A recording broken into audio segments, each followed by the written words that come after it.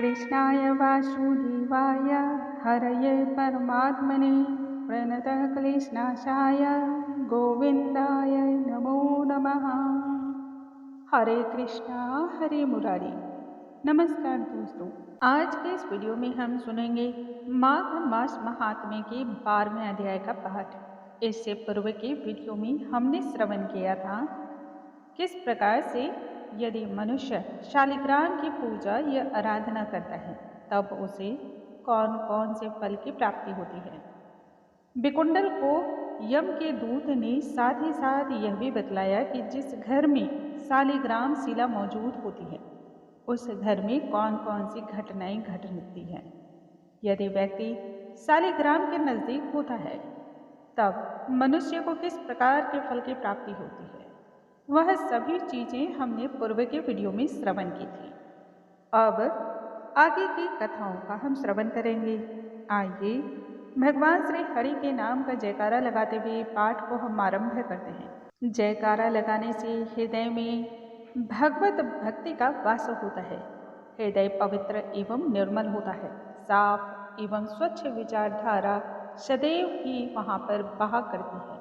उसी प्रकार से जिस प्रकार से तीर्थ स्थल पर गंगा का प्रवाह होता है, मृत्युलोक या पृथ्वी लोक पर गंगा सभी पापों को धुलती है, ठीक उसी प्रकार से हमारे हृदय में भी जयकारा लगाने से जो धारा का प्रवाह होता है वह सभी पापों का नाश करने वाला होता है।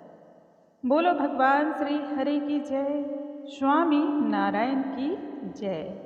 यमदूत आगे की कथाओं का वर्णन करते हुए विकुंडल से कहते हैं, यदि कोई प्रसंगवश भी एकादशी के व्रत को कर लेता है तब वह दुखों को प्राप्त नहीं होता।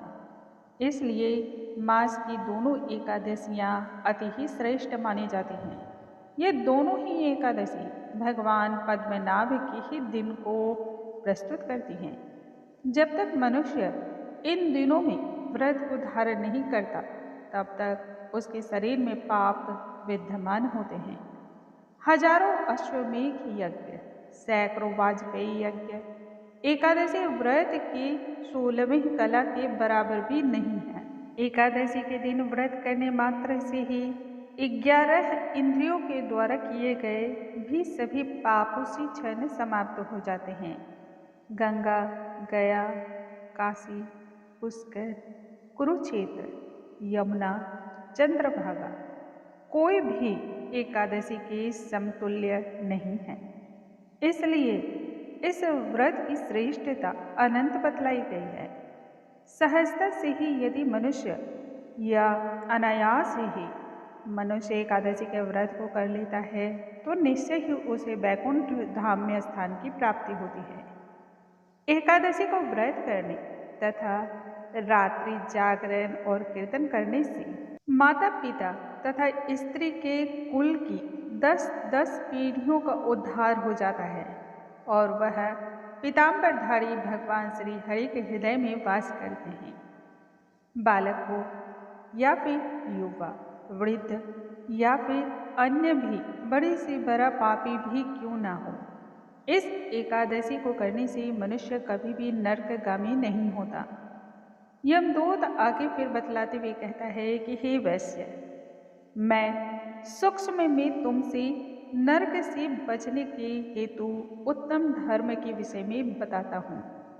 मन, कर्म और वचन से प्राणी मात्र का दोहन न करना, इंद्रियों को सदैव ही अपने वश में रखना, यथासंभव दान देना और एवं भगवत भजन करना, उनकी सेवा आराधना करना, नियम पूर्वक वर्णाश्रम धर्म का पालन करना।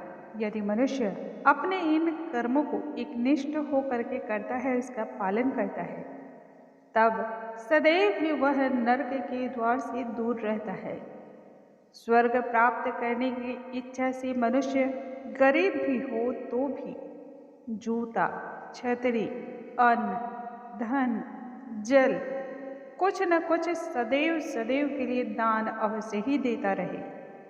देने वाला मनुष्य कभी भी यम की यातनाओं की पीड़ा को नहीं भोगता, दीर्घायु होता है, धन धान्य संपदा से पूर्ण होता है, यश में वृद्धि होती है, चारों तरफ उसकी कीर्ति फैलती है। बहुत कहने से ही क्या, अधर्म से ही मनुष्य बुरी गति को प्राप्त होता है। धर्म ही एक ऐसा मार्ग है जो कि बहुत सरल भी है और सहज भी है। यदि मनुष्य नियम पूर्वक इसका पालन करता है तब निश्चय ही वह स्वर्गलोक को प्राप्त कर लेता है। इसलिए बाल्य अवस्था से ही धार्मिक कार्यों का सदैव ही अभ्यास करना चाहिए और प्रयत्न पूर्वक इन कार्यों को करना भी चाहिए। यह आचरण स्वयं भी पालन करना चाहिए तथा दूसरे को भी ऐसा करने से प्रेरित करना चाहिए।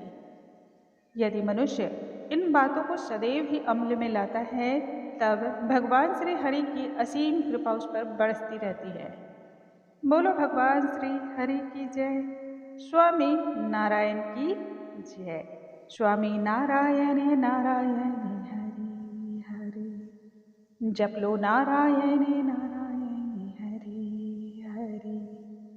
रट लो नारायण नारायण हरि हरि हरि हरि। दोस्तों, आज के इस वीडियो में हमने सुना माघ मास महात्म्य के 12वें अध्याय का पाठ। कल के वीडियो में हम आगे की कथाओं के साथ मिलेंगे। तब तक के लिए नमस्कार दोस्तों। बोलो भगवान श्री हरि की जय। स्वामी नारायण की जय।